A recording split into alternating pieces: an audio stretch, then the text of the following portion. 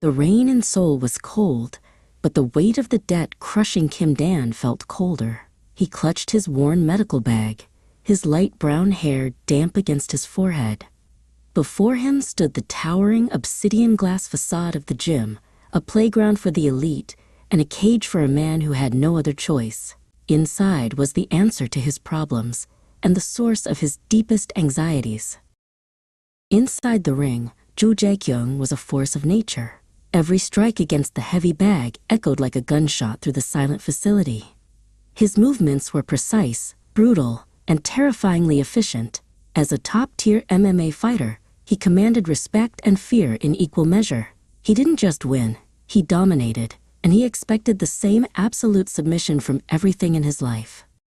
"You're late, Dan," Jaekyung said without turning around. His voice was a low rumble that made Dan's pulse quicken.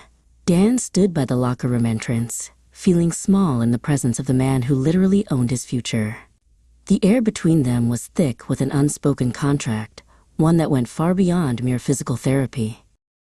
The session began in silence. Dan's hands, though trembling slightly at first, were professional as they worked over the hard, knotted muscles of Jaekyung's shoulders. He could feel the heat radiating from the fighter's skin. It was a strange intimacy, a bridge between two worlds that should never have met, built on the foundation of Dan's desperation and Jaekyung's whims. Suddenly, Jaekyung sat up, catching Dan's wrist in a grip of iron. The Jinx was a shadow that followed the champion. He believed he needed a specific, primal release before every fight to ensure his victory.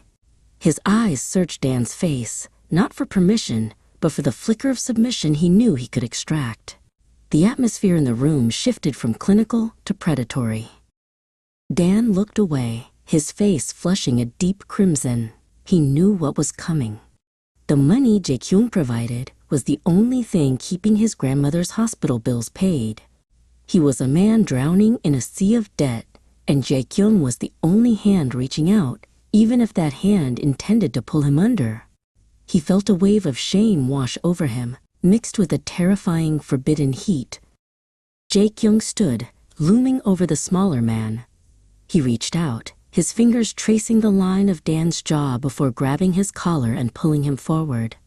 "Do you remember the terms, Dan?"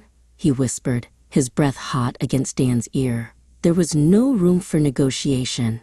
This was the ritual, the weighted exchange that bound them together in a cycle of pain and necessity. The physical boundaries collapsed. In the darkened corner of the gym, the professional veneer was stripped away. Jaekyung was relentless, his touch both a demand and a claim.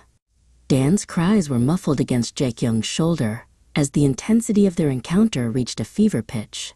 It was explicit in its raw honesty, a brutal, beautiful collision of two people trapped in a game of power. Afterward, Jaekyung sat on the edge of the bench, watching Dan with a cold, possessive satisfaction. The ritual was complete. He felt the familiar surge of confidence returning to his blood. To him, Dan was a tool, a remedy for his superstition. Yet his gaze lingered on the therapist longer than necessary, searching for something he wouldn't admit he wanted. Dan adjusted his clothes with shaky fingers, refusing to meet Jaekyung's eyes. He picked up his bag, the weight of the night settling into his bones. He was still in debt, still desperate, and still tied to the man in the shadows. As he walked toward the exit, he knew he would return. This was his life now, a beautiful, harrowing Jinx that he couldn't break,